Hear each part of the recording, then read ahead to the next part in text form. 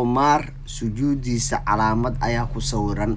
علامة داس كسورن مقالين با مس وحن فولك لوجد جي أو لقى في قواي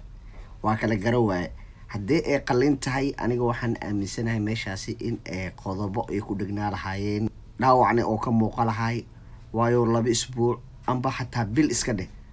waxa ma qaliin ku baabi'i karo marka waxaani waa calaamad ayaan dhihi karaa balse waxa isweydiin mudan waagiisi hore ma oo saliheenini hadda maxaa u yeelay calaamadani waa calaamatu shaki sababtoo ah feeskiisa waagi hore lagu ma arki jirin hadda laakiin waa ay ka soo muuqatay